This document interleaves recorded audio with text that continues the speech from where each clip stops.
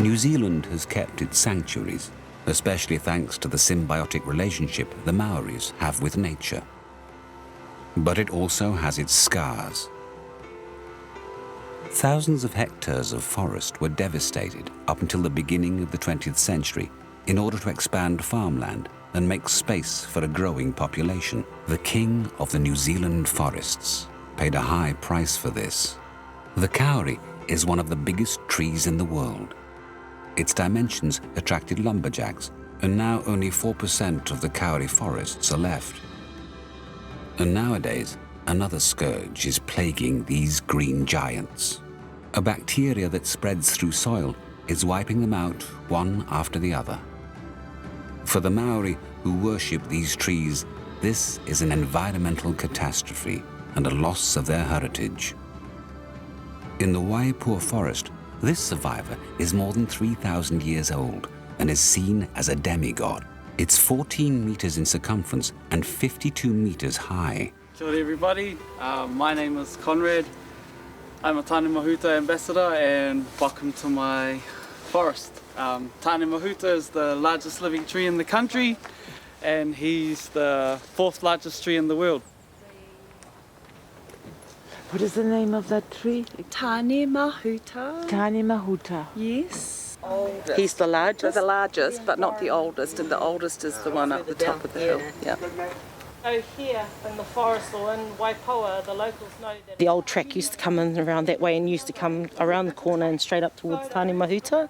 Way back when you were allowed to go straight up to the tree and give him a hug, but no longer since this disease has been, I think it was recognised, the first strain of it here was in 1987. Disease is 50 metres coming closer towards Tāne Mahuta itself. So it's nearly here.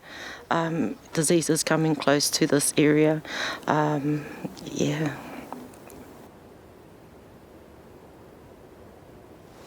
Through the stories that I've heard, I think that these trees, my culture would have seen these trees as the pillars that held up the sky.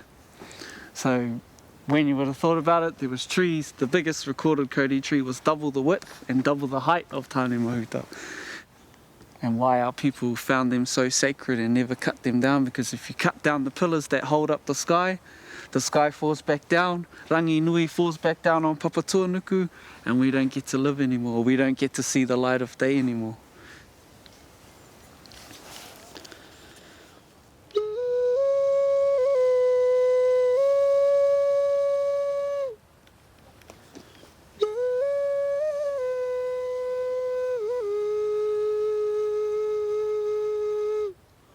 This is just what I play to the tree when I get tired of talking to people.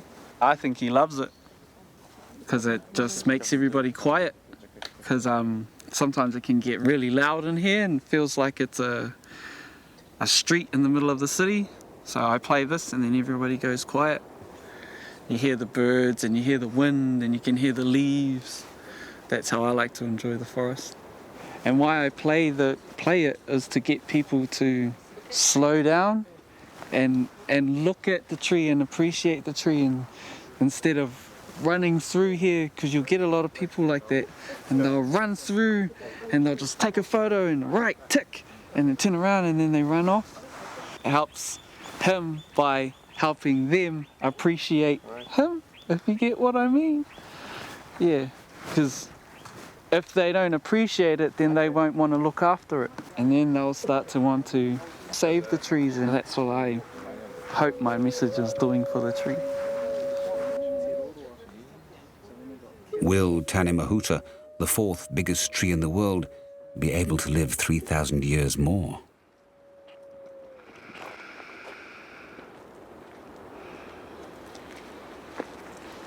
The fight against the disease has started, but for now there only exists palliative care. Further south, near Auckland, in the Watikea region, Pakeas, meaning descendants of the colonists, are gathering into squads in order to fight this battle. Good morning everyone, thank you all so very much for coming here to my house today to help me out with treating my Kauri trees. We really appreciate you coming to help us treat our trees and keep our lifestyle the way we like it. Thank you. We already know there's about 90 to 100 trees we've got to get through today. What we're going to do is team each of you up with somebody, you know, slightly more experienced, maybe slightly less experienced. To clean the spores, any spores and soil off the bottom of the shoes, to make sure we're not bringing infection into the site, and also when we finish to make sure we're not taking any infection away.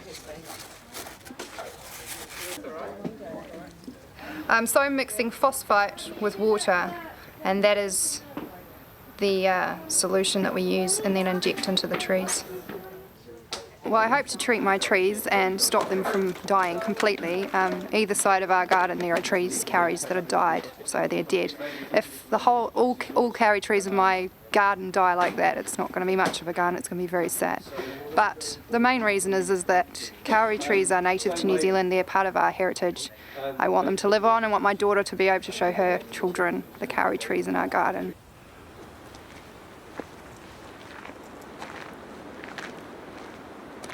I'll show you the first tree that we noticed had something wrong with it, and some of the branches actually end with no leaves in them whatsoever, so they're actually dead. But obviously we are trying to do something about it.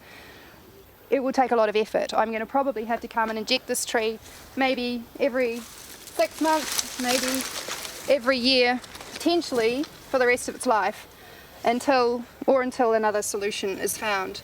This is my favourite tree in my garden. It's the tree I look at every morning when I come out onto my deck. So I'm just hoping that our trees can be saved and that this treatment works to have beautiful, healthy trees in the future.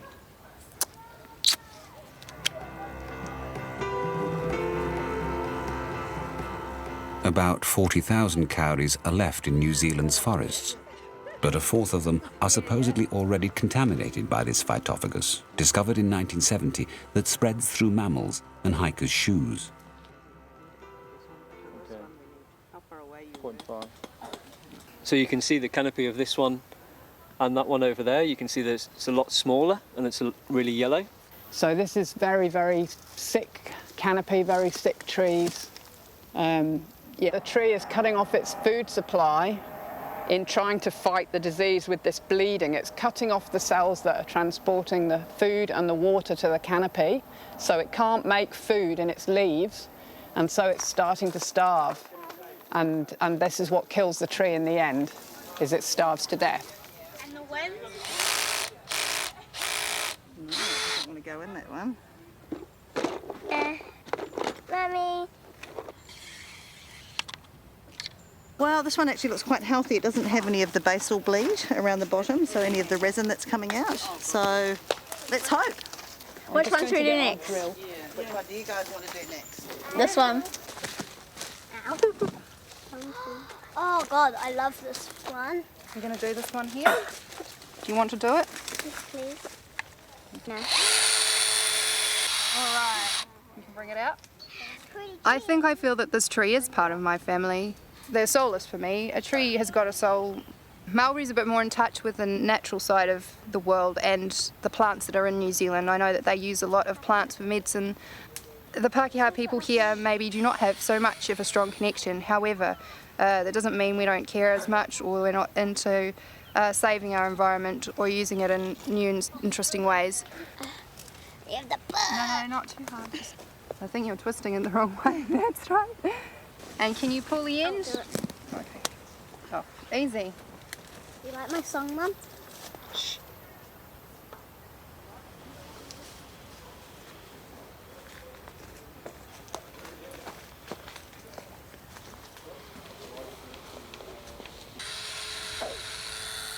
I hope my daughter is learning how to do it, so when I'm too old to do this, she will be able to do it for the trees. And I will carry all of them, and my kids will do it, and their kids and kids and kids, you know, all of them.